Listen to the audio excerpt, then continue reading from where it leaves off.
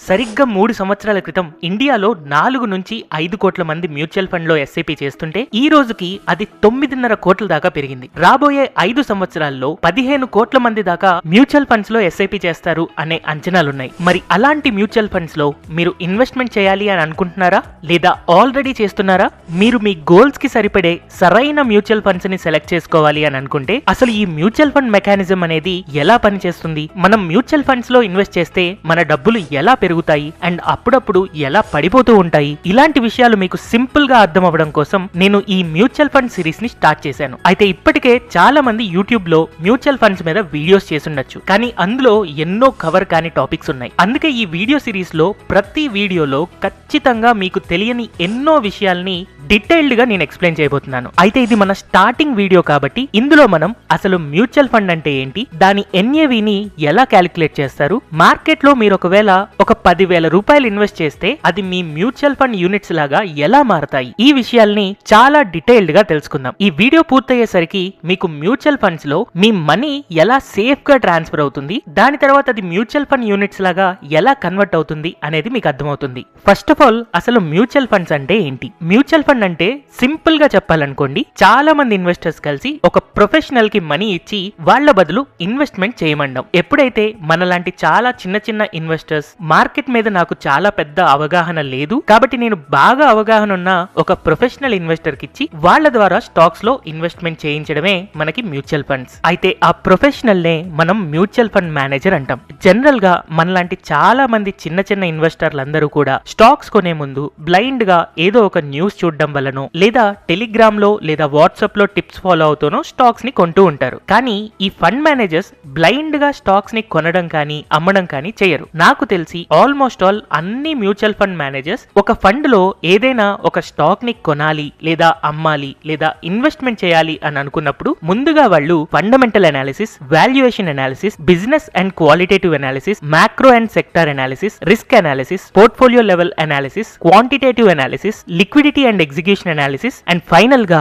Regulatory and ESG analysis చేస్తారు. అయితే ఇవన్నీ ఒక ఫండ్ మేనేజర్ మాత్రమే చేయరు. మనలాంటి చిన్న చిన్న ఇన్వెస్టర్స్ అందరి డబ్బులు కలెక్ట్ చేసిన తర్వాత ఒక గ్రూప్ ఆఫ్ పీపుల్ వీటి మీద వర్క్ చేస్తూ ఉంటారన్నమాట. ఈ గ్రూప్ ఆఫ్ పీపుల్ అందరికీ హెడ్డే మన మ్యూచువల్ ఫండ్ మేనేజర్. అయితే ఈ మ్యూచువల్ ఫండ్ మేనేజర్ ఏ కంపెనీ కోసం అయితే వర్క్ చేస్తున్నారో దాన్ని మనం అసెట్ మేనేజ్మెంట్ కంపెనీ ఏఎంసీ అని అంటాం. అయితే ఇంత అనాలిసిస్ చేస్తూ చాలా మంచి ఫ్రేమ్ వర్క్ తో మనం ఒక ఇండివిడ్యువల్ ఇన్వెస్టర్ లెవెల్లో ఇంత ప్లానింగ్, ప్రాపర్ ఎగ్జిక్యూషన్ మనం చేయగలుగుతామా? ఖచ్చితంగా లేదు కదా. అందుకే మనం హానెస్ట్ గా మాట్లాడుకుంటే మార్కెట్ లో నిజంగా కేవలం 5% నుంచి 10% ఇన్వెస్టర్స్ మాత్రమే మ్యూచువల్ ఫండ్ రిటర్న్స్ కంటే ఎక్కువ రిటర్న్ సంపాదించగలుగుతారు. రిమైనింగ్ 95% పీపుల్ వాళ్ళు సొంతంగా ఇన్వెస్ట్ చేసి మ్యూచువల్ ఫండ్స్ లో వచ్చే రిటర్న్స్ కంటే చాలా చాలా తక్కువ సంపాదిస్తూ ఉంటారు. సో మ్యూచువల్ ఫండ్ మేనేజర్స్ ఇన్ని రకాల అనాలిసిస్ చేస్తారు, ఇంత వర్కౌట్ చేస్తారు, ఇంత టీం ఉంటుంది, వాళ్ళు మీ డబ్బుల్ని పెంచడం కోసం వర్క్ చేస్తూ ఉంటారు. ఇవన్నీ విన్న తర్వాత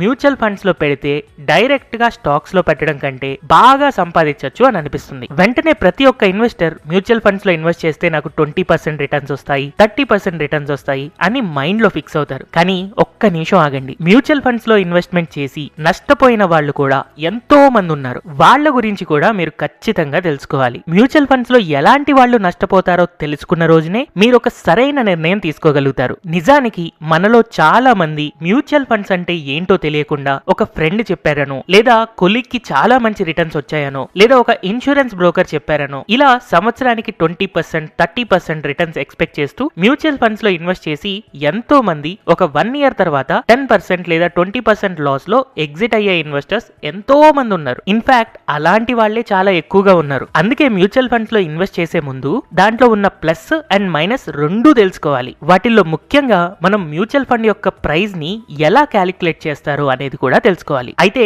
మ్యూచువల్ ఫండ్ యొక్క ప్రైస్ అన్నదాన్ని టెక్నికల్ గా మనం మాట్లాడుకోవాలి అని అనుకుంటే NAV అంటారన్నమాట, అంటే నెట్ అసెట్ వాల్యూ. అయితే మీ అందరికీ తెలిసే ఉంటుంది, మ్యూచువల్ ఫండ్ అంటే ఒక 50 నుంచి 100 కంపెనీల్లో మన డబ్బుల్ని డివైడ్ చేసి ఇన్వెస్ట్ చేస్తుంది అని. అయితే ఇలా ఇన్వెస్ట్ చేసినప్పుడు మనకి ఎన్ని యూనిట్స్ వస్తాయి అనేది ఆ రోజు యొక్క ఎన్ఏవి మీద డిపెండ్ అవుతుంది. సో ఈ ఎన్ఏవిని సింపుల్ గా అర్థం చేసుకోవడానికి ట్రై చేద్దాం. ఫర్ ఎగ్జాంపుల్, రాజు, రమేష్, రవి ఇలా ఒక ముగ్గురు ఫ్రెండ్స్ ఉన్నారు. వీళ్ళు ముగ్గురు 10,000 రూపాయలు ఇన్వెస్ట్మెంట్ చేయాలి అని అనుకున్నారు. వీళ్ళు ముగ్గురు ఒకే అకౌంట్ నుంచి ఇన్వెస్ట్ చేయడం కోసం ఒక జాయింట్ అకౌంట్ ని క్రియేట్ చేశారు. అందులో ఇప్పుడు చరి 10,000 యాడ్ చేయడం వల్ల 30,000 రూపాయలు ఉన్నాయి. ఇప్పుడు ఈ జాయింట్ అకౌంట్ నుంచి వాళ్ళ దగ్గర ఉన్న 30,000లో TCS, HDFC bank, Reliance, Bajaj auto, Tata motors ఇలా ఒక 5 స్టాక్స్ ని సెలెక్ట్ చేసుకుని ఒక్కొక్క స్టాక్ లో 5,000 రూపాయలు ఇన్వెస్ట్ చేశారు. ఇంకా ఒక 5,000 రూపాయలు ఫ్రీ క్యాష్ లాగా అలాగే ఉన్నాయి. అయితే ఒక 3 నెలల తర్వాత మార్కెట్ పెరుగుతూ పడుతూ అలా ఉండడం వల్ల వాళ్ళు ఇన్వెస్ట్ చేసిన 25,000 రూపాయలు కాస్త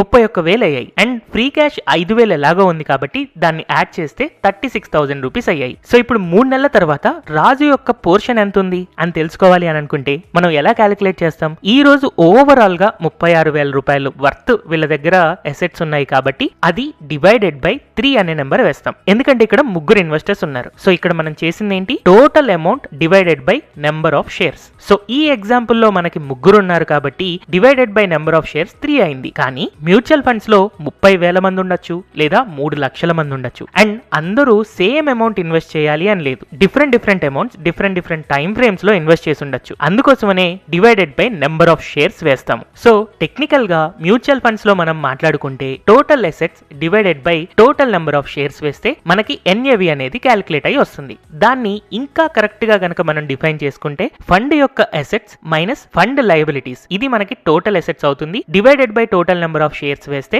మనకి ఎన్ఏవి క్యాలిక్యులేట్ అవుతుంది. అయితే ఫండ్ అసెట్స్ అంటే మనం ఎన్ని స్టాక్స్ కొన్నాము, మన దగ్గర ఇంకా ఎంత ఫ్రీ క్యాష్ ఉంది, ఇవన్నీ కూడా ఫండ్ అసెట్స్ లోకి వస్తాయి. మరి ఫండ్ లయబిలిటీస్ అంటే ఏంటి? అదేంటంటే జనరల్ గా మనం ఇప్పుడు ఒక గ్రూప్ ఆఫ్ పీపుల్, ఒక టీం ఉంది ఆ ఫండ్ ని మేనేజ్ చేయడానికి అని అనుకున్నాం కదా, వాళ్ళ యొక్క సాలరీస్ ని పే చేయాలి. అండ్ అలాగే మన బదులు వాళ్ళు ఏవైతే షేర్స్ కొంటున్నారు అమ్ముతున్నారో వాటికి సంబంధించిన బ్రోకరేజ్ ఛార్జెస్, ఎస్టీటీ, జిఎస్టీ ఇలాంటివన్నీ పే చేయాలి కదా, ఇవన్నీ కూడా లయబిలిటీస్ లో ఉంటాయి. సో మన యొక్క మొత్తం ఆస్తి విలువలో నుంచి ఇలా ఫండ్ మేనేజర్ కానీ టీం యొక్క ఛార్జెస్ లేదా వాళ్ళ సాలరీస్ అండ్ అలాగే బ్రోకరేజ్, ఎస్టీటీ, జిఎస్టీ ఇలాంటివన్నీ మైనస్ చేస్తే రిమైనింగ్ అమౌంట్ ఏదైతే ఉంటుందో అది divided by total number of shares వేస్తే మనకి ఆ పర్టికులర్ రోజుకి ఆ మ్యూచువల్ ఫండ్ కి ఒక్కొక్క యూనిట్ కి ఎంత వాల్యూ అనేది మనకి క్యాలిక్యులేట్ అయ్యి ఎన్ఏవి రూపంలో మనకు కనపడుతుంది. అయితే మార్కెట్ లో ఒక చాలా పెద్ద మిస్కాన్సెప్షన్ ఏంటి అంటే తక్కువ ప్రైస్ ఉంది కాబట్టి చాలా మంచి ఎన్ఏవి, అదే ఎన్ఏవి 100 రూపీస్ ఉంటే ఎక్కువ ప్రైస్ ఉంది కాబట్టి అది మంచి ఎన్ఏవి కాదు అని చెప్పి అనుకుంటూ ఉంటారు. కానీ ఇది 100% తప్పు. జస్ట్ మీరు చూసారు కదా,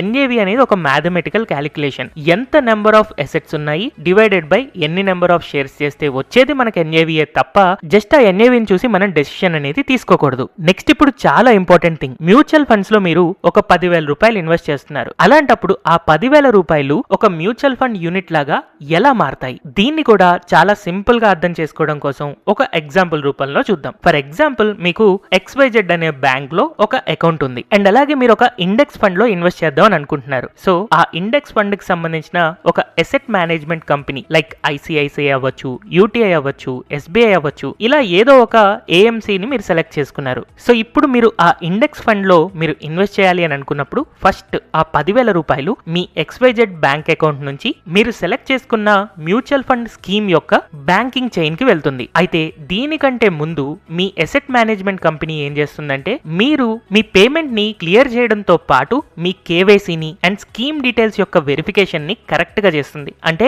మీ డబ్బులు కరెక్ట్ స్కీమ్ లోకే వెళ్తున్నాయా లేదా, ఆ కరెక్ట్ బ్యాంక్ అకౌంట్ కే వెళ్తుందా లేదా అన్న వెరిఫికేషన్ చేసుకున్నాక మ్యూచువల్ ఫండ్ యొక్క బ్యాంకింగ్ చైన్ లోకి ఆ డబ్బులు వెళ్తాయి. ఇలా మ్యూచువల్ ఫండ్ లో ఇన్వెస్ట్ చేసిన డబ్బులందరి కూడా ఆ బ్యాంకింగ్ సిస్టమ్ లో హోల్డ్ చేయడానికి, సెటిల్ చేయడానికి కస్టోడియన్ అని ఒకళ్ళు ఉంటారు. తర్వాత మీ అసెట్ మేనేజ్మెంట్ కంపెనీ ఈ బ్యాంకింగ్ సిస్టమ్ నుంచి డబ్బులు తీసుకువెళ్లి మార్కెట్ లో ఇన్వెస్ట్ చేస్తుంది. ఈ ఇన్వెస్ట్మెంట్ చేసేటప్పుడు కొనాలా లేదా అమ్మాలా అనే డెసిషన్ అసెట్ మేనేజ్మెంట్ కంపెనీ తీసుకుంటూ ఉంటుంది. సో ఈ ట్రాన్సాక్షన్స్ జరుగుతున్నప్పుడు మీకు నెంబర్ ఆఫ్ షేర్స్ అనేవి అలాట్ చేయడం జరుగుతుంది. ఆ షేర్స్ నే యూనిట్స్ అని పిలుస్తారు. ఈ యూనిట్స్ ని మీ అకౌంట్ లోకి క్రెడిట్ చేస్తారు. అండ్ మీకు క్రెడిట్ చేసిన ఈ units RTA registrar and transfer agent దగ్గర రికార్డ్ అవుతూ మీరు తీసుకున్న డీమ్యాట్ అకౌంట్ సిడిఎస్ఎల్ దగ్గర ఉందా లేదా ఎన్ఎస్డిఎల్ దగ్గర ఉందా అని వెరిఫై చేస్తూ అక్కడ స్టోర్ అయి ఉంటుంది. సో జనరల్ గా మీరు ఒక ఇల్లు కొన్నారు అని అనుకోండి. దానికి సంబంధించిన డాక్యుమెంట్స్ ఎవరెవరి దగ్గర ఉంటాయి? ఒకటి మీ దగ్గర ఒక ఫిజికల్ డాక్యుమెంట్ రూపంలో ఉంటుంది అండ్ రికార్డ్స్ రూపంలో గవర్నమెంట్ దగ్గర ఉంటుంది. అయితే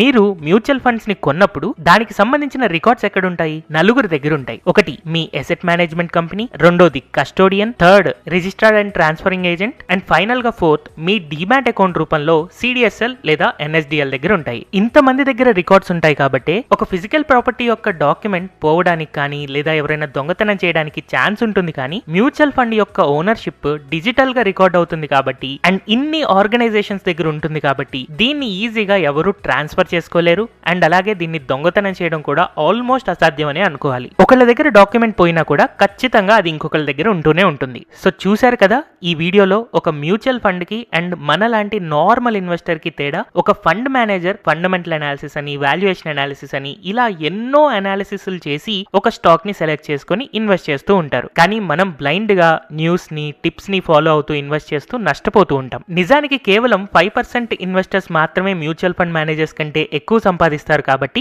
మనకి ఆ మ్యూచువల్ ఫండ్ మేనేజర్ కంటే ఎక్కువ తెలుసు అని అనుకున్నప్పుడు మాత్రమే మనం నార్మల్ స్టాక్స్ లోకి వెళ్ళడం మంచిది. అండ్ అలాగే మీకు ఈ వీడియో ద్వారా మ్యూచువల్ ఫండ్స్ అంటే భయం లేకుండా అసలు మ్యూచువల్ ఫండ్ అంటే ఏంటి, దాని ఎన్ఏవి ఎలా క్యాల్కులేట్ చేస్తారు, మన డబ్బులు మ్యూచువల్ ఫండ్ యూనిట్స్ లాగా ఎలా కన్వర్ట్ అవుతాయి అన్న బేసిక్ విషయాలు అర్థమయ్యాయి అని అనుకుంటున్నాను. ఈ వీడియో సిరీస్ లో ఇదే మొట్టమొదటి వీడియో కాబట్టి నెక్స్ట్ వీడియోస్ లో step by step mutual funds గురించి ఎక్స్ప్లెయిన్ చేస్తూ ఉంటాను. అయితే మీకు గనక మ్యూచువల్ ఫండ్స్ మీద ఏవైనా డౌట్స్ ఉన్నాయి అని అనుకుంటే కింద కమెంట్ సెక్షన్ లో మెన్షన్ చేయొచ్చు. దాన్ని నేను నా నెక్స్ట్ వీడియోస్ లో కవర్ చేయడానికి ట్రై చేస్తాను. హోప్ ఈ వీడియో మీకు హెల్ప్ఫుల్ గా ఉంది అని అనుకుంటే don't forget to like, share and subscribe to Telugu stock channel. Thank you everyone for watching this video.